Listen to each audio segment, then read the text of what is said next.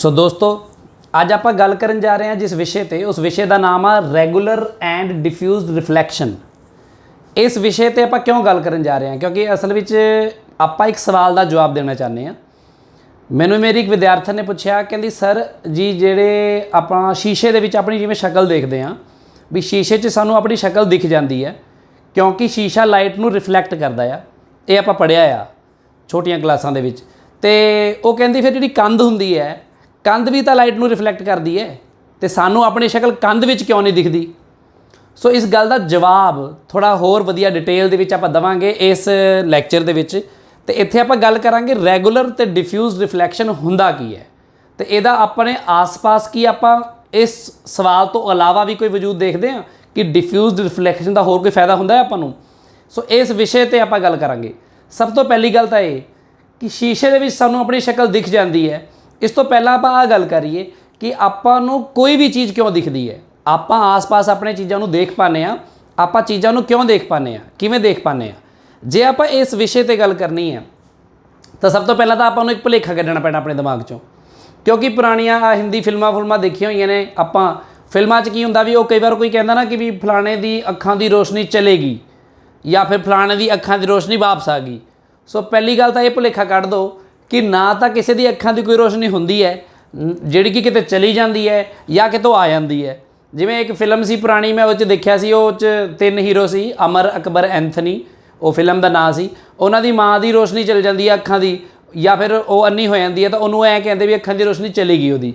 बाद च वो जाते हैं किते कोई किसी मंदिर वगैरह जाती है उत्थों फिर दिखाते हैं भी साईं बाबा दे इत्थों हत्थ तो एक दीवा निकलदा आ वो दीवे दे 2 दीवे हो जाते हैं फिर वो जाते हैं उहदी अख दे विच इस तरह जाते दिखाते हैं तो उन्होंने दिखण लग जाता सारा कुछ।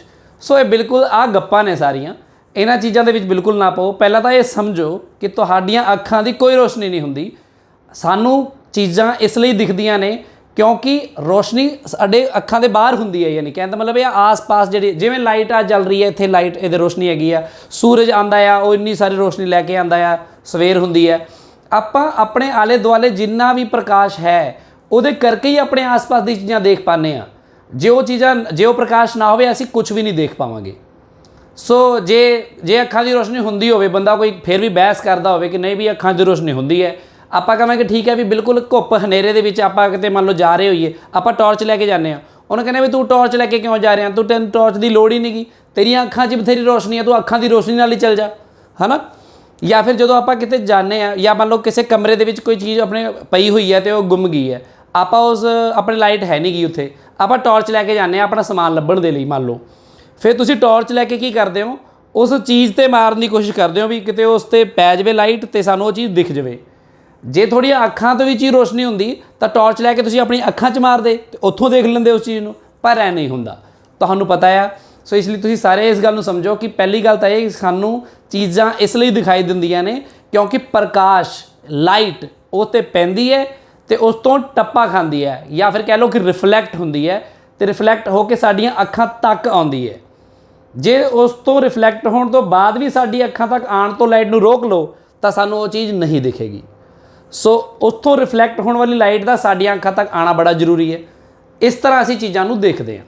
हुण आपां इस गल नूं समझण दे लई एक पॉइंट ऑब्जैक्ट का एग्जाम्पल लैने आ। मान लैने आ कि एक पॉइंट ऑब्जैक्ट है देखो आ एक पॉइंट है बहुत छोटा आ एक ऑब्जैक्ट है तो आपां इस ऑब्जैक्ट नूं देखना चाहते हैं।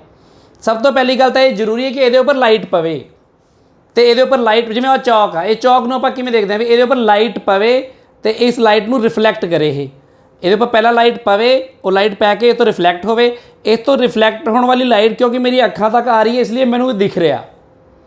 जे कोई बंदा इधर खड़ा होगा इधरों देखूगा तो इस तो रिफ्लैक्ट होकर आने वाली लाइट वो अखां तक आ रही इसलिए उन्होंने आ दिख रहा। सो इनू चारे पासों इसलिए देखा जा सकता है क्योंकि इस तो रिफ्लैक्ट होने वाली लाइट उन्होंने अखां तक पहुँच रही है। जिमें कि हुण आ ऑब्जैक्ट आ इस तो देखो बहुत सारी लाइट रिफ्लैक्ट हो रही है मान लो इतों लाइट आ रही है रिफ्लैक्ट हो रही है ये उपरों आप मान लें कि आप लाइट ये पर पई तो मैं हुण दिखा रहा कि रिफ्लैक्ट हो रही है लाइट इस तरह रिफ्लैक्ट हो रही है हर दिशा दे विच रिफ्लैक्ट हो रही है ठीक है ना। कोई भी दिशा खास नहीं हैगी उहदे लई और चारे पासे रिफ्लैक्ट किया लाइट नूं। हुण की है हुण मैं इत्थों देख रहा मान लो इनू इस जगह पर खड़ा होके सो इत्थों कोई बंदा उस ऑब्जैक्ट नूं देख रहा ਤਾਂ ਆ ਆਬਜੈਕਟ ਮੰਨ ਲਓ ਉਹ ਆ ਜਿਹੜੀ ਲਾਈਟ ਉੱਪਰ ਜਾ ਰਹੀ ਹੈ ਇਹ ਤਾਂ ਨਹੀਂ ਆਈ ਨਾ ਹੁੰਦੀ ਅੱਖਾਂ ਤੱਕ, ਇਹਦੇ ਕਰਕੇ ਨਹੀਂ ਦਿਖ ਰਿਹਾ ਉਹਨੂੰ। ਆ ਲਾਈਟ ਇੱਧਰ ਜਾ ਰਹੀ ਹੈ ਇਹਦੇ ਕਰਕੇ ਵੀ ਨਹੀਂ ਦਿਖ ਰਿਹਾ। ਇਸ ਬੰਦੇ ਨੂੰ ਆ ਆਬਜੈਕਟ ਉਸ ਲਾਈਟ ਤੇ ਕਰਕੇ ਦਿਖੂਗਾ ਜਿਹੜੀ ਲਾਈਟ ਸਿੱਧੀ ਉਸ ਆਬਜੈਕਟ ਤੇ ਪੈ ਕੇ ਰਿਫਲੈਕਟ ਹੋ ਕੇ ਇਹਦੀਆਂ ਅੱਖਾਂ ਤੱਕ ਆਈ ਆ। ਤੇ ਹੁਣ ਜੇ ਮੈਂ ਕਹਾਂ ਕਿ ਇਹ ਆਬਜੈਕਟ ਦੇ ਵਿੱਚ ਤੇ ਅੱਖ ਦੇ ਵਿੱਚ, ਜੇ ਮੈਂ ਇੱਥੇ ਕੋਈ ਮੈਂ ਹੱਥ ਰੱਖਤਾ, ਮੰਨ ਲਓ ਮੈਂ ਇਸ ਲਾਈਟ ਨੂੰ ਰੋਕਤਾ, ਇਹ ਲਾਈਟ ਨੂੰ ਆਉਣ ਤੋਂ ਰੋਕਤਾ ਇਸ ਤਰ੍ਹਾਂ, ਤਾਂ ਹੁਣ ਇਸ ਨੂੰ ਉਹ ਆਬਜੈਕਟ ਨਹੀਂ ਦਿਖੂਗਾ ਕਿਉਂਕਿ ਉਸ ਤੋਂ ਆਉਣ ਵਾਲੀ ਲਾਈਟ ਨੂੰ ਆਪਾਂ ਰੋਕਤਾ। ਸੋ ਮੰਨ ਲਓ ਮੈਂ ਇੱਥੇ ਉਸ ਆਬਜੈਕਟ ਨੂੰ ਇੱਕ ਰੱਖ ਦਿੰਦਾ ਇਸ ਤਰ੍ਹਾਂ, ਕੋਈ ਕਿਤਾਬ ਰੱਖਤੀ ਜਾਂ ਕੋਈ ਇੱਦਾਂ ਦੀ ਚੀਜ਼ ਰੱਖਤੀ ਕਿ ਲਾਈਟ ਇੱਥੋਂ ਆ ਕੇ ਇੱਥੇ ਤੱਕ ਨਹੀਂ ਪਹੁੰਚ ਰਹੀ ਤੇ ਇਸ ਨੂੰ ਉਹ ਆਬਜੈਕਟ ਹੁਣ ਨਹੀਂ ਦਿਖ ਰਿਹਾ। ਹੁਣ ਆਪਾਂ ਦੂਜੀ ਗੱਲ ਕਰਦੇ ਹਾਂ। ਦੂਜੀ ਗੱਲ ਕੀ ਹੈ? ਰਿਫਲੈਕਸ਼ਨ। ਵੀ ਲਾਈਟ ਦਾ ਰਿਫਲੈਕਸ਼ਨ ਕੀ ਹੁੰਦਾ, ਕਿਉਂਕਿ ਆਪਾਂ ਇਹ ਦੇਖਾਂਗੇ ਨਾ ਕਿ ਸ਼ੀਸ਼ੇ ਦੇ ਵਿੱਚ ਸਾਨੂੰ ਕਿਉਂ ਆਪਣੀ ਸ਼ਕਲ ਦਿਖਦੀ ਹੈ, ਤਾਂ ਹੀ ਤਾਂ ਆਪਾਂ ਇਸ ਗੱਲ ਦਾ ਜਵਾਬ ਦੇ ਸਕਾਂਗੇ ਕਿ ਕੰਧਾਂ ਵਿੱਚ ਕਿਉਂ ਨਹੀਂ ਦਿਖਦੀ। ਉਸ ਦੇ ਲਈ ਸਾਨੂੰ ਇੱਕ ਸਿਰਫ ਇੱਕ ਨਿਯਮ ਸਿੱਖਣਾ ਪਏਗਾ, ਰਿਫਲੈਕਸ਼ਨ ਦਾ ਨਿਯਮ ਕੀ ਹੁੰਦਾ ਹੈ, ਰਿਫਲੈਕਸ਼ਨ ਹੁੰਦੀ ਕਿਵੇਂ ਹੈ। ਜਿਵੇਂ ਕਿ ਮੰਨ ਲਓ ਆਪਾਂ ਕੋਈ ਵੀ ਪਲੇਨ ਸਰਫੇਸ ਲੈ ਲਈਏ, ਆ ਪਲੇਨ ਸਰਫੇਸ ਹੈ। ਪਹਿਲੀ ਗੱਲ ਤਾਂ ਇਹ ਖੁਰਦਰਾ ਨਹੀਂ ਗਾ, ਕਹਿਣ ਦਾ ਭਾਵ ਇਹ ਆ। ਪਲੇਨ ਨੂੰ ਆਪਾਂ ਚੰਗੀ ਤਰ੍ਹਾਂ ਐਕਸਪਲੇਨ ਕਰਾਂਗੇ ਥੋੜੀ ਦੇਰ ਬਾਅਦ, ਪਰ ਫਿਲਹਾਲ ਆਪਾਂ ਆ ਪਲੇਨ ਸਰਫੇਸ ਹੈ ਤੇ ਇਹਦੇ ਵਿੱਚੋਂ ਮੰਨ ਲਓ ਲਾਈਟ ਪਾਸ ਨਹੀਂ ਕਰ ਸਕਦੀ। ਆਪਾਂ ਨੀਚੇ ਇਹਦੇ ਪੇਂਟ ਕੀਤਾ ਹੋਇਆ, ਜਾਂ ਫਿਰ ਜਿਵੇਂ ਸ਼ੀਸ਼ਾ ਹੁੰਦਾ ਹੈ ਜੋ ਮਿਰਰ ਹੁੰਦਾ ਹੈ ਉਹਦੇ ਵਰਗੇ ਸਮਝ ਲਓ ਇਹਨੂੰ ਪਲੇਨ ਸਰਫੇਸ ਨੂੰ। ਹੁਣ ਇਹਦੇ ਉੱਪਰ ਆਪਾਂ ਕੀ ਕਰਦੇ ਹਾਂ, ਪਹਿਲਾਂ ਕੋਈ ਵੀ ਲਾਈਟ ਜੇ ਗਿਰਦੀ ਹੈ ਤਾਂ ਕਿਵੇਂ ਰਿਫਲੈਕਟ ਹੁੰਦੀ ਹੈ। ਦੇਖੋ ਮੰਨ ਲਓ ਆ ਲਾਈਟ ਇੱਧਰੋਂ ਆਈ, ਇੱਕ ਰੇ ਆਫ ਲਾਈਟ ਇੱਥੇ ਗਿਰੀ, ਠੀਕ ਹੈ ਜੀ, ਇਹਨੂੰ ਆਪਾਂ ਕਹਿੰਦੇ ਹਾਂ ਇੰਸੀਡੈਂਟ ਰੇ ਆਫ ਲਾਈਟ। ਇੰਸੀਡੈਂਟ ਰੇ ਐ ਬੋਲ ਹੀ ਦੇਣਾ, ਲਿਖ ਦੇਣਾ ਮੈਂ ਇੰਸੀਡੈਂਟ ਰੇ, ਠੀਕ ਹੈ ਜੀ। ਜਿਹੜੇ ਪੁਆਇੰਟ ਤੇ ਇਹ ਗਿਰੀ ਹੈ ਇੱਥੇ ਆ ਕੇ, ਇਹ ਹੁੰਦਾ ਪੁਆਇੰਟ ਆਫ ਇੰਸੀਡੈਂਸ, ਵੀ ਜਿੱਥੇ ਜਿਹੜੇ ਪੁਆਇੰਟ ਤੇ ਉਹ ਗਿਰ ਰਹੀ ਆ ਕੇ ਲਾਈਟ। ਤੇ ਇਸ ਪੁਆਇੰਟ ਤੋਂ ਆਪਾਂ ਕੀ ਕਰਦੇ ਹਾਂ, ਆਪਾਂ ਇੱਕ ਬਿਲਕੁਲ ਪਰਪੈਂਡੀਕੂਲਰ ਇਸ ਸਰਫੇਸ ਦੇ, ਆ ਜਿਹੜੇ ਸਰਫੇਸ ਤੇ ਪਲੇਨ ਸਰਫੇਸ ਤੇ ਜਿੱਥੇ ਲਾਈਟ ਗਿਰੀ ਆ ਉੱਥੋਂ ਇੱਕ ਬਿਲਕੁਲ ਪਰਪੈਂਡੀਕੂਲਰ ਡਰਾ ਕਰਦੇ ਹਾਂ। ਇਹਨੂੰ ਬੋਲਦੇ ਆ ਨਾਰਮਲ, ਇਹਨੂੰ ਬੋਲਦੇ ਆ ਨਾਰਮਲ। ਤੇ ਨਾਰਮਲ ਦੇ ਨਾਲ ਆਪਾਂ ਦੇਖਦੇ ਹਾਂ ਕਿ ਲਾਈਟ ਦੇ ਇਹਨੇ ਕਿੰਨਾ ਰੇ ਨੇ ਐਂਗਲ ਬਣਾਇਆ। ਆ ਮੰਨ ਲਓ ਐਂਗਲ ਆਈ, ਇਹਨੂੰ ਬੋਲਦੇ ਆ angle of incidents, angle of incidents. ਤੇ ਉਸ ਤੋਂ ਬਾਅਦ ਜਦੋਂ ਇਹ ਲਾਈਟ ਇੱਥੋਂ ਰਿਫਲੈਕਟ ਹੋ ਕੇ ਨਿਕਲੂਗੀ ਨਾ ਤਾਂ ਇਹ ਬਿਲਕੁਲ ਇਸ ਤਰ੍ਹਾਂ ਜਾਊਗੀ ਕਿ ਨਾਰਮਲ ਦੇ ਨਾਲ ਆ ਜਿਹੜੀ ਰੇ ਆ, ਅੱਛਾ ਇਸ ਰੇ ਨੂੰ ਕੀ ਕਹਿੰਦੇ ਆ, ਰਿਫਲੈਕਟਿਡ ਰੇ, ਰਿਫਲੈਕਟਿਡ ਰੇ। ਇਹਦੇ ਨਾਲ ਜੋ ਐਂਗਲ ਬਣੂਗਾ ਇਹਨੂੰ ਬੋਲਦੇ ਆ ਐਂਗਲ ਆਫ ਰਿਫਲੈਕਸ਼ਨ। ਸੋ ਆ ਬਹੁਤ ਬੇਸਿਕ ਜੀ ਗੱਲ ਆ, ਇਹ ਤਾਂ ਤੁਹਾਨੂੰ ਪਤਾ ਹੋਣੀ ਚਾਹੀਦੀ, ਨਹੀਂ ਤਾਂ ਪੂਰੀ ਗੱਲ ਹੀ ਨਹੀਂ ਸਮਝ ਆਣੀ ਕਿ ਲਾਈਟ ਦੀ ਕੋਈ ਵੀ ਰੇ ਆਊਗੀ ਕਿਸੇ ਵੀ ਪੁਆਇੰਟ ਤੇ ਗਿਰੂਗੀ ਤਾਂ ਉਸ ਪੁਆਇੰਟ ਤੇ ਇੱਕ ਨਾਰਮਲ ਡਰਾ ਕਰਕੇ ਆਪਾਂ ਦੇਖਾਂਗੇ ਕਿ ਕਿੰਨੇ ਐਂਗਲ ਤੇ ਆਈ ਹੈ। ਤਾਂ ਆ ਐਂਗਲ ਨਹੀਂ ਦੇਖਣਾ ਸਰਫੇਸ ਨਾਲ, ਨਹੀਂ ਆ ਐਂਗਲ ਦੇਖਣਾ ਆਪਾਂ, ਆ ਹੈਗਾ ਐਂਗਲ ਆਫ ਇੰਸੀਡੈਂਸ। ਤੇ ਉਨੇ ਹੀ ਐਂਗਲ ਤੇ ਇਹ ਜਾਊਗੀ, ਰਿਫਲੈਕਟ ਹੋਊਗੀ। ਆ ਜਿਹੜੇ ਦੋਨੋਂ ਐਂਗਲ ਨੇ ਆਈ ਤੇ ਆ ਰਹੇ ਬਰਾਬਰ ਹੁੰਦੇ ਨੇ। ਇਹ ਆਪਣਾ ਸਭ ਤੋਂ ਪਹਿਲਾ ਇੱਕ ਬਹੁਤ ਜ਼ਰੂਰੀ ਨਿਯਮ ਆ ਇਹਦਾ ਰਿਫਲੈਕਸ਼ਨ ਦਾ, ਕਿ ਲਾਈਟ ਜਦੋਂ ਰਿਫਲੈਕਟ ਹੁੰਦੀ ਹੈ ਤਾਂ ਉਹਦਾ ਆ ਐਂਗਲ ਇੰਸੀਡੈਂਸ ਦਾ ਤੇ ਰਿਫਲੈਕਸ਼ਨ ਦਾ ਬਰਾਬਰ ਹੁੰਦਾ ਹੈ। ਇਸ ਗੱਲ ਨੂੰ ਬਹੁਤ ਆਰਾਮ ਨਾਲ ਕਾਮਨ ਸੈਂਸ 'ਚ ਆਪਾਂ ਸਮਝ ਸਕਦੇ ਹਾਂ। ਵੀ ਜਿਵੇਂ ਆਪਾਂ ਬਾਲ ਹੁੰਦੀ ਹੈ, ਬਾਲ ਨੂੰ ਤੁਸੀਂ ਇਸ ਤਰ੍ਹਾਂ ਸਿੱਟੋਗੇ ਫਰਸ਼ 'ਤੇ ਤਾਂ ਬਾਲ ਇਸ ਤਰ੍ਹਾਂ ਰਿਫਲੈਕਟ ਹੋਊਗੀ, ਬਾਲ ਨੂੰ ਥੋੜ੍ਹਾ ਜਿਹਾ ਐਂ ਕਰਕੇ ਸਿੱਟੋਗੇ ਤਾਂ ਬਾਲ ਐਂ ਜਾਊਗੀ। ਮਤਲਬ ਜਿਵੇਂ ਬਾਲ ਟੱਪੇ ਖਾਂਦੀ ਹੈ ਇਸ ਤਰ੍ਹਾਂ, ਬਿਲਕੁਲ ਉਵੇਂ ਲਾਈਟ ਵੀ ਟੱਪੇ ਖਾਂਦੀ ਹੈ। ਸੋ ਜੇ ਮੈਂ ਇੱਥੇ ਕਹਿ ਦੇਵਾਂ ਕਿ ਨਹੀਂ ਜੀ ਲਾਈਟ ਐਂ ਆਈ ਸੀ ਇਸੇ ਪੁਆਇੰਟ 'ਤੇ, ਮੰਨ ਲਓ ਲਾਈਟ ਐਂ ਆਈ ਸੀ ਇਸ ਤਰ੍ਹਾਂ, ਇਸ ਤਰ੍ਹਾਂ, ਤਾਂ ਆ ਐਂਗਲ ਆਫ ਇੰਸੀਡੈਂਸ ਹੋ ਗਿਆ ਆਪਣਾ। ਤਾਂ ਇਹ ਇੰਨੇ ਹੀ ਐਂਗਲ ਤੇ ਐਂ ਜਾਊਗੀ ਫਿਰ, ਤੇ ਆ ਐਂਗਲ ਆਫ ਰਿਫਲੈਕਸ਼ਨ ਹੋਊਗਾ ਤੇ ਆ ਵੀ ਦੋਨੋਂ ਐਂਗਲ ਬਰਾਬਰ ਹੋਣਗੇ। ਸੋ ਲਾਈਟ ਦੀ ਜਿੰਨੀ ਮਰਜ਼ੀ ਰੇਜ਼ ਜਿੱਥੋਂ ਮਰਜ਼ੀ ਆ ਰਹੀਆਂ ਹੋਣ, ਆਪਾਂ ਇੱਕ ਨਾਰਮਲ ਡਰਾ ਕਰਦੇ ਹਾਂ। ਜਿੰਨਾ ਐਂਗਲ ਆਫ ਇੰਸੀਡੈਂਸ ਹੁੰਦਾ ਹੈ ਉਨੇ ਐਂਗਲ ਆਫ ਰਿਫਲੈਕਸ਼ਨ ਤੇ ਲਾਈਟ ਚਲੇ ਜਾਂਦੀ ਹੈ। ਇਸ ਨੂੰ ਹੀ ਆਪਾਂ ਕਹਿੰਦੇ ਹਾਂ ਰਿਫਲੈਕਸ਼ਨ ਆਫ ਲਾਈਟ। ਸੋ ਕਿਸੇ ਵੀ ਸਰਫੇਸ ਦੇ ਉੱਪਰ ਲਾਈਟ ਦਾ ਟੱਪੇ ਖਾਣਾ ਸਮਝ ਲਓ, ਉਹਨੂੰ ਹੀ ਆਪਾਂ ਰਿਫਲੈਕਸ਼ਨ ਆਫ ਲਾਈਟ ਕਹਿੰਦੇ ਹਾਂ। ਆ ਦੋਨੋਂ ਰੇਜ਼ ਕੀ ਫਰਕ ਹੁੰਦਾ ਹੈ ਇਹਦੇ ਬਾਰੇ ਆਪਾਂ ਹਲੇ ਗੱਲ ਨਹੀਂ ਕਰ ਰਹੇ ਕਿ ਇਹ ਜਿੰਨੀ ਲਾਈਟ ਆਈ ਆ ਕਿ ਉਨੀ ਹੀ ਲਾਈਟ ਰਿਫਲੈਕਟ ਹੋਊਗੀ ਜਾਂ ਥੋੜੀ ਘਟ ਜੂਗੀ ਜਾਂ ਉਹ 'ਚ ਕੋਈ ਹੋਰ ਬਦਲਾਵ ਆ ਜਾਊਗਾ। ਇਹ ਗੱਲਾਂ ਆਪਾਂ ਅਗਲੇ ਲੈਕਚਰ 'ਚ ਦੇਖਾਂਗੇ। ਹਾਲ ਦੀ ਘੜੀ ਆਪਾਂ ਬਸ ਇਸ ਗੱਲ ਨੂੰ ਪੜ੍ਹਨ ਜਾ ਰਹੇ ਹਾਂ, ਰੈਗੂਲਰ ਤੇ ਡਿਫਿਊਜ਼ਡ ਰਿਫਲੈਕਸ਼ਨ ਕੀ ਹੁੰਦਾ ਹੈ। ਹੁਣ ਆਪਾਂ ਦੇਖਦੇ ਹਾਂ ਕਿ ਜਿਹੜਾ ਇਹ ਰਿਫਲੈਕਸ਼ਨ ਹੁੰਦਾ ਆ ਇਹਦੇ ਕਰਕੇ ਕਿਸੇ ਵੀ ਸ਼ੀਸ਼ੇ ਦੇ ਵਿੱਚ ਕਿਸ ਤਰ੍ਹਾਂ ਇਮੇਜ ਬਣਦੀ ਹੈ ਆਪਾਂ ਦੇਖਦੇ ਹਾਂ। ਦੇਖੋ ਉਹਦੇ ਲਈ ਮੈਂ ਇੱਥੇ ਹੀ ਗੱਲ ਕਰ ਲੈਣਾ ਕਿ ਆਹ ਮੰਨ ਲਓ ਆਬਜੈਕਟ ਆ ਜਿਹੜਾ ਮੈਂ ਉੱਪਰ ਬਣਾ ਚੁੱਕਿਆ ਦੇਖੋ, ਤੇ ਮੈਂ ਕਹਿ ਚੁੱਕਿਆ ਕਿ ਜੇ ਆਹ ਚੀਜ਼ ਨਾ ਹੁੰਦੀ ਵਿੱਚ ਕੋਈ ਕਿਤਾਬ ਜਾਂ ਕਾਪੀ ਜਾਂ ਕੁਝ ਵੀ ਰੱਖਤਾ ਮੈਂ, ਤਾਂ ਆਹ ਲਾਈਟ ਸਿੱਧੀ ਆਣੀ ਸੀ, ਅੱਖ ਦੇ ਵਿੱਚ ਜਾਣੀ ਸੀ, ਤੇ ਉਹਨੂੰ ਉਹ ਆਬਜੈਕਟ ਦਿਖ ਜਾਣਾ ਸੀ। ਠੀਕ ਹੈ ਗੱਲ। ਪਰ ਜੇ ਐ ਹੋ ਜਾਵੇ कि मान लो मैं हुण इत्थे इस जगह ते एक शीशा रख दिना आ, मिरर रख दिना मान लो, जिहड़ा कि लगभग 100% लाइट नूं रिफ्लैक्ट करता है। सो मान लो आ एक मिरर रखता मैं, तो हुण की होगा देखो, हुण क्योंकि जिहड़ा ऑब्जेक्ट आ ये तो चारे दिशावां 'च लाइट भेज रहा सी, जिहड़ी सीधी भेज रहा सी, जे आ चीज़ ना हुंदी तां इहनूं साफ सीधा भी वो चीज़ दिख जानी सी। चलो हुण नहीं दिख रही क्योंकि हुण रस्ते विच आपां रोक लिया उस लाइट नूं। पर जे ऐ हो जाए आ जिहड़ी लाइट इधर नूं आ रही है, देखो ध्यान नाल समझो इस गल नूं, आ लाइट इस तरह आ हैगी है, मान लो अपनी angle of sorry incident ray of light आ गई है। ये देखो इंसीडेंट रे ऑफ लाइट आ गई ना लाइट। हुण इस जगह ते आपां जिवें नॉर्मल हुणी ड्रॉ कर रहे सी, आ नॉर्मल ड्रॉ होगी। देखो आ हो गया अपना एंगल ऑफ इंसीडेंस। तो हुण अपना नियम की कहंदा रिफ्लैक्शन का कि जिन्ने एंगल ते लाइट आई आ इन्ने ही एंगल ते लाइट नूं जाना पैना है। सो आ जिहड़ी लाइट है इन्ने ही एंगल ते इत्थों जाऊगी। देखो आ एंगल बराबर होगा आर, बिल्कुल ये बराबर होगा, आई ते आर बराबर होणगे एंगल, ते आ लाइट ने इत्थों अख तक पहुँच जाना है। हुण लाइट देखो ऑब्जेक्ट तो आई बिल्कुल 100%, जिहो जी भी लाइट आई बिल्कुल उस तरह ही पूरी की पूरी रिफ्लैक्ट होगी। ठीक है, तो अख तक पहुँच गई। हुण इत्थों देखने वाले बंदे नूं वो ऑब्जेक्ट हुण दिखना चाहिए, दिखना तो चाहिए ही है क्योंकि उस तो आई है लाइट, उस तो आई है, तो इस लाइट दे विच उहदी पूरी जानकारी है। ये आई आ, इत्थों रिफ्लैक्ट होकर इत्थे आ गई, पर इहनूं ऐ नहीं दिखूगा सामने। किवें दिखूगा? ये सानूं ऐ दिखूगा। देखो बिल्कुल ये बिल्कुल इस तरह आप ये एकदम सीधा सीध विच इत्थे लाइन बनाओ, तो आ जिहड़ा ऑब्जेक्ट वो आ, ਇਹਦੀ बजाय सानू इत्थे ओ डैश दिखूगा, उस ऑब्जेक्ट वर्गा ऑब्जेक्ट इत्थे दिखूगा इस बंदे नूं। सो मतलब कि नीचे शीशा पिया आ, सामने मैनूं नई चीज़ दिख रही, पर शीशे में दिख रही है और ही सामने। तो इस तरह तुसीं देखिआ है हमेशा कुछ भी चीज़ों नूं आपां चीज़ां दे सामने ही उन्हां दा इमेज बनता है। इनू ओ डैश नूं आपां इमेज कह दिंदे आ भी आ इमेज बन गई चीज़ की।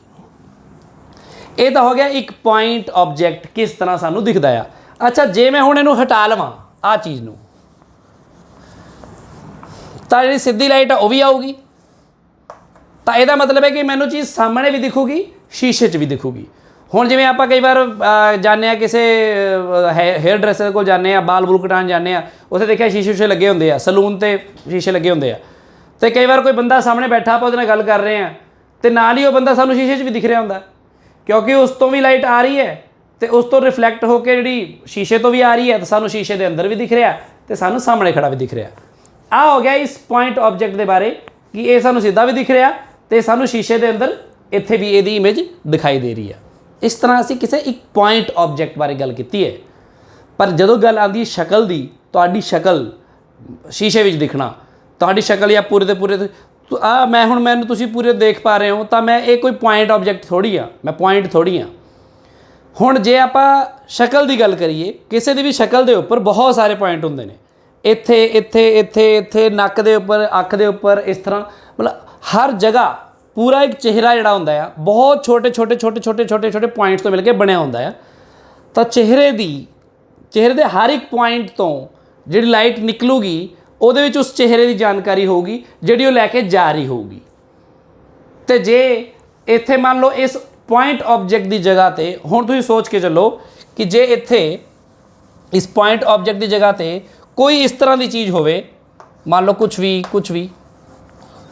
इस तरह की, ये पॉइंट ऑब्जेक्ट नहीं गा हुण, तां मैनूं इत्थों जिहड़ी लाइट आऊगी वो इस पॉइंट की इमेज बनाऊगी, आ वाले पॉइंट की इमेज बनूगी इत्थे बस। तो फिर बिल्कुल ये नाल इत्थों जिहड़ी आऊगी उहदे करके इत्थे इमेज बनूगी उस दूसरे पॉइंट की, फिर इत्थों जिहड़ी आऊगी वो तीसरे पॉइंट की, फिर इत्थों फिर इत्थों फिर इत्थों इत्थों इत्थों इस तरह कर करके इस पूरे ऑब्जेक्ट की उहदे हर एक पॉइंट तो मतलब इनफिनिटली मैनी बहुत सारिया रेज ऑफ लाइट इचों आउणगियां, तो सारिया यदि जानकारी लैके आउणगियां जिहदे विच आ पूरी इमेज होएगी। ਪੁਆਇੰਟ ਆਬਜੈਕਟ ਨਹੀਂ, ਪੂਰੀ ਇਮੇਜ। ਉਹ ਆ ਕੇ ਇੱਥੋਂ ਰਿਫਲੈਕਟ ਹੋਣਗੀਆਂ, ਫਿਰ ਇੱਧਰ ਜਾਣਗੀਆਂ ਤੇ ਅੱਖ ਦੇ ਵਿੱਚ ਜਾਣਗੀਆਂ ਤੇ ਅੱਖ ਦੇ ਨੂੰ ਆ ਪੂਰੀ ਇਮੇਜ ਇੱਥੇ ਦਿਖੇਗੀ। मतलब हर एक पॉइंट की इमेज बिल्कुल जिमें जिमें जिनी जिनी दूरी ते हैगे ने उवें उवें उन्नी उन्नी दूरी ते इत्थे वो पॉइंट बनणगे तां आ पूरा दा पूरा ऑब्जेक्ट इस नूं इत्थे दिखाई देगा ते सामने भी उन्हें तां ही दिख रहा कि उहदे हर एक पॉइंट तो जिहड़ी लाइट है वो सीधी भी इहदे तक आ रही होएगी। इस गल नूं समझो कि किसी मिरर दे अंदर इमेज किवें बनदी है। सो तुहाडी शक्ल जे तुहानूं मिरर दे अंदर दिखदी है तां क्यों दिखदी है। हुण आपां गल करदे हां ਰੈਗੂਲਰ ਤੇ ਡਿਫਿਊਜ਼ਡ ਰਿਫਲੈਕਸ਼ਨ ਦੀ ਤੇ ਆਪਾਂ ਇਹ ਗੱਲ ਕਰਦੇ ਹਾਂ ਕਿ ਆਪਾਂ ਨੂੰ ਕੰਧ ਦੇ ਵਿੱਚ ਕਿਉਂ ਨਹੀਂ ਦਿਖਦੀ ਆਪਣੀ ਸ਼ਕਲ। ਸੋ ਦੇਖੋ ਉਸ ਦੇ ਲਈ ਸਭ ਤੋਂ ਪਹਿਲਾਂ ਮੈਂ ਇਹਨੂੰ ਮਿਟਾ ਦਿੰਦਾ। ਹੁਣ ਆ ਗੱਲ ਆਪਾਂ ਕਲੀਅਰ ਕਰ ਲਈ ਹੈ ਕਿ ਪਹਿਲੀ ਗੱਲ ਤਾਂ ਇਹ ਕਿ ਚੀਜ਼ਾਂ ਸਾਨੂੰ ਦਿਖਦੀਆਂ ਇਸ ਲਈ ਨੇ ਕਿਉਂਕਿ ਉਹਨਾਂ 'ਤੇ ਲਾਈਟ ਪੈਂਦੀ ਹੈ ਤੇ ਉਹ ਲਾਈਟ ਟੱਪਾ ਖਾ ਕੇ ਸਾਡੇ ਤੱਕ ਆਉਂਦੀ ਹੈ ਉਹਦੀ ਜਾਣਕਾਰੀ ਲੈ ਕੇ। ਸਿੱਧੀ ਆਵੇ ਤਾਂ ਸਿੱਧੀ ਦਿਖਦੀ ਹੈ, ਜੇ ਉਹ ਕਿਸੇ ਮਿਰਰ ਤੋਂ ਰਿਫਲੈਕਟ ਹੋ ਕੇ ਆਵੇ ਤਾਂ ਮਿਰਰ ਦੇ ਅੰਦਰ ਦਿਖਦੀ ਹੈ ਸਾਨੂੰ। ਠੀਕ ਹੈ ਜੀ ਗੱਲ। ਹੁਣ ਰੈਗੂਲਰ ਤੇ ਡਿਫਿਊਜ਼ ਨੂੰ ਸਮਝਣ ਲਈ ਪਹਿਲਾਂ ਰੈਗੂਲਰ ਰਿਫਲੈਕਸ਼ਨ ਸਮਝਦੇ ਹਾਂ। ਦੇਖੋ ਕੀ ਹੁੰਦਾ ਆ। ਪਹਿਲੀ ਗੱਲ ਤਾਂ ਇਹ ਕਿ ਰੈਗੂਲਰ ਰਿਫਲੈਕਸ਼ਨ ਜਿਹੜਾ ਹੁੰਦਾ ਹੈ ਉਹ ਪਲੇਨ ਸਰਫੇਸ ਤੇ ਹੁੰਦਾ ਹੈ। ਪਲੇਨ ਸਰਫੇਸ ਤੇ, ਪਲੇਨ ਸਰਫੇਸ ਤੇ ਪਲੇਨ ਸਰਫੇਸ ਨੂੰ ਆਪਾਂ ਐਂ ਦਿਖਾ ਦਿੰਦੇ ਹਾਂ। ਨੀਚੋਂ ਦੀ ਮੰਨ ਲਓ ਇਹਨੂੰ ਪੇਂਟ ਕੀਤਾ ਹੈ ਜਿਵੇਂ ਆਪਣਾ ਮਿਰਰ ਹੁੰਦਾ ਆ, ਬਿਲਕੁਲ ਉਵੇਂ ਹੀ। प्लेन तो मतलब की है, आप इस बारे थोड़ा होर गल कर लेने। प्लेन तो मतलब ऐ नहीं भी आ प्लेन आ थोड़ा फर्श प्लेन नहीं। लाइट बहुत बरीक होंगी है, लाइट के पार्टिकल बहुत बरीक होंगे ने। इसलिए जे तुसीं इनू आ बोर्ड आए देखने च तां प्लेन लग रहा, इनू जे तुसीं बहुत बहुत ही स्ट्रोंग किसी माइक्रोस्कोप के नाल देखो बहुत ज़्यादा इनू जूम करके तां तुहानूं पता लगूगा कि बहुत खुरदरा है। लाइट के लिए बहुत खुरदरा है, थोड़े हाथ लिए ठीक है, थोड़ा हाथ ही बड़ा खुरदरा है वैसे तो। सो इसलिए आपां जिन्हों प्लेन कहने आ उहदा मतलब हुंदा जिवें शीशा हुंदा है, जिवें मिरर हुंदा है, तुसीं देखिआ बहुत प्लेन हुंदा ना, उहनूं कहने आपां प्लेन सरफेस। इहदे उपर रैगूलर रिफ्लैक्शन का की मतलब है, इहनूं समझण लई आपां इह करदे हां। देखो मान लो एक रे ऑफ लाइट आई, इत्थे गिरी, जे आ इत्थे गिरी, सब तो पहला तो तुसीं की करोगे इस जगह ते जदों तक नॉर्मल नहीं ड्रा करदे थोनू पता ही नहीं लगना कि वो आई किन्ने एंगल ते जाऊगी किन्ने एंगल ते। सो सब तो पहला काम होंदा इत्थे नॉर्मल ड्रॉ करना। नॉर्मल ड्रॉ कर लो, आ नॉर्मल आ तो सानू पता लग गया आ इहदा एंगल ऑफ इंसीडेंस आ तो इन्ने ही एंगल ते ये रिफ्लैक्ट हो जाऊगी लाइट इस तरह तो आ एंगल दोनों बराबर होणगे। ये अपना नियम आ रिफ्लैक्शन का। हुण आपां मान लैंदे आ कि बिल्कुल इहदे पैरेलल एक होर लाइट आई, मान लो जिवें इत्थे एक होर लाइट आई इत्थे गिरी। हुण इत्थे गिरी है लाइट तो इत्थे भी नॉर्मल ड्रा करनी पैनी आपां नूं, तो आपां इत्थे भी नॉर्मल ड्रा करने। मान लो आ नॉर्मल है, देखो तो हुण जिन्ने एंगल ते यह आई है क्योंकि ये पैरेलल आई है, जिन्ना आई है उन्ना ही यह आई होगा तो उन्ने एंगल ते ये भी रिफ्लैक्ट हो जूगी इस तरह। ठीक है जी गल। बिल्कुल इस तरह ही एक होर रे ऑफ लाइट मान लो आई, वो इत्थे गिरी। हुण इस पॉइंट ते गिरी है तो इत्थे भी आपां एक नॉर्मल ड्रॉ कर लैंदे आ लो नॉर्मल हो गया। तो आ लाइट जिहड़ी आ फिर बिल्कुल पैरेलल जाएगी इस तरह। इस तरह ही एक होर लाइट आई, हुण इहदे लई भी देखो नॉर्मल आही होएगा क्योंकि प्लेन सरफेस आ, नॉर्मल तो सीधी होएगी। तो ये आ एंगल ते ही उपर ही इस तरह ये रिफ्लैक्ट हो जूगी। आ समझो आ जो डायग्राम आ ये तुहानूं दिखा रहा कि किसी प्लेन सरफेस के उपर जे पैरेलल समांतर आणगियां रेज ऑफ लाइट तो वो रे ऑफ लाइट सारियां टप्पा खाण तो बाद पैरेलल ही जाणगियां, भी पैरेलल ही आणगियां तो पैरेलल ही जाणगियां। तो हर एक जगह ते जिहड़ी नॉर्मल होगी वो स्ट्रेट होगी, वर्टिकल होगी क्योंकि अपना आ सरफेस प्लेन है। इनू बोलते आ रैगूलर रिफ्लैक्शन। सो मैं इत्थे लिख दिना ये हैगा जी अपना रैगूलर रिफ्लैक्शन। हुण आ जाओ आपां गल करते हैं डिफ्यूज्ड रिफ्लैक्शन की हुंदा है। डिफ्यूज्ड रिफ्लैक्शन पहली गल तो समझो कि ये खुरदरे सरफेस ते हुंदा है, ये प्लेन सरफेस ते नहीं हुंदा, सरफेस खुरदरा हुंदा है।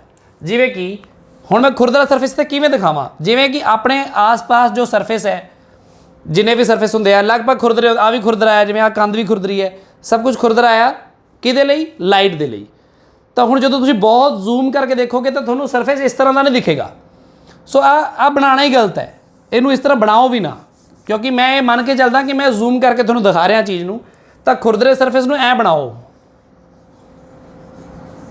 ਆਹ ਵਾ ਖੁਰਦਰਾ ਸਰਫੇਸ।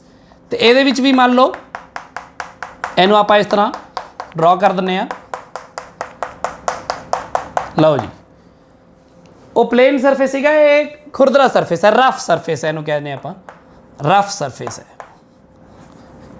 ਹੁਣ ਇਹਦੇ ਉੱਪਰ ਵੀ ਆਪਾਂ ਦੇਖ ਕੇ ਇਸ ਤਰ੍ਹਾਂ ਦੇਖਦੇ ਹਾਂ ਕਿ ਜੇ ਲਾਈਟ ਆਊਗੀ ਤਾਂ ਕਿਵੇਂ ਜਾਊਗੀ। ਜਿਵੇਂ ਸਭ ਤੋਂ ਪਹਿਲਾਂ ਤਾਂ ਆਪਾਂ ਮੰਨ ਲਓ ਇੱਕ ਆ ਲਾਈਟ ਆਈ ਇੱਥੇ। ਹੁਣ ਦੇਖੋ ਆਹ ਸਰਫੇਸ ਸੀਗਾ ਪਲੇਨ, ਇਹਦੇ ਉੱਪਰ ਨੋਰਮਲ ਤੁਸੀਂ ਐਂ ਡਰਾ ਕਰਤੀ ਸੀ, ਪਰ ਹੁਣ ਆ ਪਲੇਨ ਨਹੀਂ ਹੈਗਾ ਸਰਫੇਸ। ਆਹ ਦੇਖੋ ਇੱਥੇ ਸਰਫੇਸ ਇਸ ਤਰ੍ਹਾਂ ਆ, ਤਾਂ ਇਹਦੇ ਉੱਪਰ ਨੋਰਮਲ ਡਰਾ ਹੋਊਗੀ ਇਸ ਤਰ੍ਹਾਂ, ਆ ਹੋਊਗੀ ਨੋਰਮਲ। ਦੇਖੋ ਇਸ ਜਗ੍ਹਾ ਤੇ ਆ ਜਿਹੜਾ ਸਰਫੇਸ ਹੈ ਇੱਥੇ ਨੋਰਮਲ ਐਂ ਡਰਾ ਹੋਊਗੀ ਇਹਦੇ ਪਰਪੈਂਡੀਕੂਲਰ, ਆ ਆਊਗਾ ਐਂਗਲ ਆਫ ਇੰਸੀਡੈਂਸ, ਤਾਂ ਇੱਥੋਂ ਉਨੇ ਐਂਗਲ ਤੇ ਰਿਫਲੈਕਟ ਹੋ ਕੇ ਲਾਈਟ ਐਂ ਜਾਊਗੀ। ਇਹ ਬੜੀ ਇੰਪੋਰਟੈਂਟ ਗੱਲ ਆ, ਸਮਝੋ ਇਸ ਨੂੰ। ਦੂਸਰੀ ਲਾਈਟ ਦੇਖਦੇ ਹਾਂ। ਦੂਸਰੀ ਲਾਈਟ ਜੇ ਆਊਗੀ ਇਸ ਤਰ੍ਹਾਂ, ਦੇਖੋ ਬਿਲਕੁਲ ਪੈਰਲਲ ਆਈ, ਇੱਥੇ ਗਿਰੀ।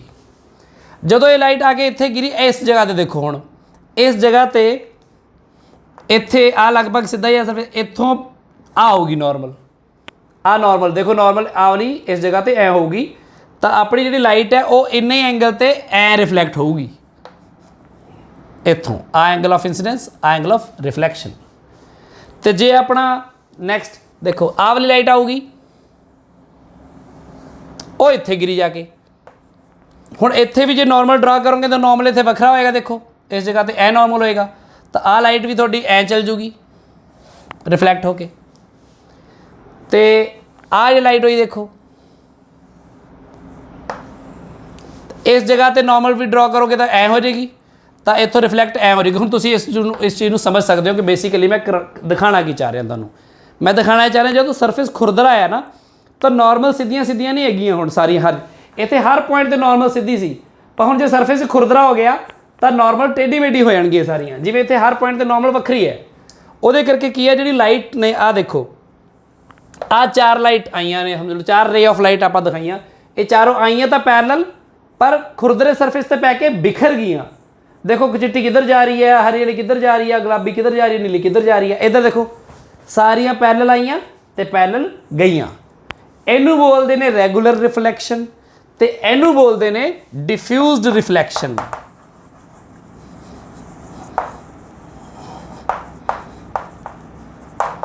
ਤੇ ਇਹੀ ਉਹ ਕਾਰਨ ਹੈ ਜਿਹਦੇ ਕਰਕੇ ਸਾਨੂੰ ਆਪਣੀ ਸ਼ਕਲ ਸ਼ੀਸ਼ੇ 'ਚ ਤਾਂ ਦਿਖਦੀ ਹੈ ਪਰ ਕੰਧ 'ਚ ਨਹੀਂ ਦਿਖਦੀ, ਕਿਉਂਕਿ ਸ਼ੀਸ਼ਾ ਜਿਹੜਾ ਹੁੰਦਾ ਆ ਉਹ ਲਾਈਟ ਦੇ ਲਈ ਬਿਲਕੁਲ ਪਲੇਨ ਹੁੰਦਾ ਆ। ਉੱਥੇ ਜੇ ਮੰਨ ਲਓ ਕਿਸੇ ਦਾ ਚਿਹਰਾ ਆ ਤਾਂ ਉਹਦੇ ਚਿਹਰੇ ਦੇ ਹਰ ਪੁਆਇੰਟ ਤੋਂ ਜਿਹੜੀ ਲਾਈਟ ਰਿਫਲੈਕਟ ਹੋ ਕੇ ਆ ਰਹੀ ਹੈ, ਉਸ ਆ ਪੈਰਲਲ ਆ ਰਹੀ ਹੈ ਮੰਨ ਲਓ ਇਸ ਤਰ੍ਹਾਂ, ਜਾਂ ਪੈਰਲਲ ਨਹੀਂ ਵੀ ਆ ਰਹੀ ਪਰ ਕਹਿੰਦੇ ਉਹਦੇ ਵਿੱਚ ਸਾਰੀ ਜਾਣਕਾਰੀ ਹੈਗੀ ਉਹਦੇ ਚਿਹਰੇ ਦੀ, ਉਹ ਜਿਸ ਤਰ੍ਹਾਂ ਉਹ ਜਾਣਕਾਰੀ ਆ ਰਹੀ ਹੈ ਨਾ ਉਸੇ ਤਰ੍ਹਾਂ ਰਿਫਲੈਕਟ ਹੋ ਕੇ ਜਾ ਰਹੀ ਹੈ। ਤੇ ਉੱਥੇ ਜੇ ਕੋਈ ਬੰਦਾ ਦੇਖ ਰਿਹਾ ਤਾਂ ਉਹਨੂੰ ਉਹਦੇ ਪੂਰਾ ਚਿਹਰਾ ਜਿਹੜਾ ਇੱਥੇ ਨਜ਼ਰ ਆਊਗਾ, ਦਿਖੂਗਾ ਉਹਨੂੰ। ਪਰ ਜੇ ਸਰਫੇਸ ਖੁਰਦਰਾ ਹੋਵੇ ਤਾਂ ਇੱਥੇ ਮੰਨ ਲਓ ਹੁਣ ਜਿਵੇਂ ਚਿਹਰੇ ਦੇ ਹਰ ਇੱਕ ਪੁਆਇੰਟ ਤੋਂ ਲਾਈਟ ਆ ਰਹੀ ਹੈ, ਪੂਰੀ ਜਾਣਕਾਰੀ ਆ ਰਹੀ ਹੈ, ਇੱਥੋਂ ਆ ਰਹੀ ਹੈ, ਸਭ ਠੀਕ ਹੈ, ਇੱਥੇ ਤੱਕ ਠੀਕ ਹੈ, ਇੱਥੇ ਤੱਕ ਠੀਕ ਹੈ। ਜਿਵੇਂ ਹੀ ਉਹ ਜਾ ਕੇ ਖੁਰਦਰੇ ਸਰਫੇਸ ਤੇ ਪੈਂਦੀ ਹੈ, ਰਿਫਲੈਕਟ ਹੁੰਦੀ ਹੈ, ਤਾਂ ਨਾਲ ਲਾਈਟ ਬਿਖਰ ਜਾਂਦੀ ਹੈ। ਤਾਂ ਤੁਹਾਡੇ ਪੂਰੇ ਚਿਹਰੇ ਦਾ ਕੱਲਾ ਕੱਲਾ ਪੁਆਇੰਟ ਦੀ ਜਾਣਕਾਰੀ ਜੋ ਆ ਰਹੀ ਸੀ ਉਸ ਖੁਰਦਰੇ ਸਰਫੇਸ ਤੇ ਪੈਂਦੇ ਹੀ ਬਿਖਰ ਜਾਂਦੀ ਹੈ, ਤੇ ਤੁਹਾਡੀ ਕੋਈ ਇਮੇਜ ਨਹੀਂ ਬਣਦੀ, ਜਾਂ ਇਸ ਤਰ੍ਹਾਂ ਦੀ ਕੋਈ ਚੀਜ਼ ਬਣ ਹੀ ਨਹੀਂ ਪਾਉਂਦੀ ਦੇਖਣ ਵਾਲੇ ਨੂੰ। ਇਸ ਲਈ ਜਿਹੜੇ ਕੰਧ ਤੇ ਜਿੰਨਾ ਮਰਜ਼ੀ ਪਲਸਤਰ ਕੀਤਾ ਹੋਵੇ, ਭਾਵੇਂ ਘੋਲੂਆ ਮਾਰਿਆ ਹੋਵੇ, ਬਹੁਤ ਜ਼ਿਆਦਾ ਵਧੀਆ ਪਲੇਨ ਕੀਤਾ ਹੋਵੇ, ਜੋ ਮਰਜ਼ੀ ਕੀਤਾ ਹੋਵੇ, ਉਹਦੇ ਵਿੱਚ ਜੋ ਉਹ ਇੰਨਾ ਖੁਰਦਰਾ ਸਰਫੇਸ ਹੈ ਆਪਣੇ ਲਾਈਟ ਦੇ ਲਈ ਕਿ ਲਾਈਟ ਜਦੋਂ ਆਊਗੀ ਕੋਈ ਵੀ ਜਾਣਕਾਰੀ ਲੈ ਕੇ ਉਹ ਜਾਣਕਾਰੀ ਬਿਖਰ ਜਾਣੀ ਹੈ, ਸਾਨੂੰ ਉਹਦੇ 'ਚ ਇਮੇਜ ਨਹੀਂ ਦਿਖਣੀ। ਤੇ ਜਦੋਂ ਕੋਈ ਸਰਫੇਸ ਪਲੇਨ ਹੁੰਦਾ ਜਾਊਗਾ ਤਾਂ ਸਾਨੂੰ ਉਹਦੇ 'ਚ ਇਮੇਜ ਦਿਖਣ ਦੀ ਸੰਭਾਵਨਾ ਵੱਧਦੀ ਜਾਊਗੀ।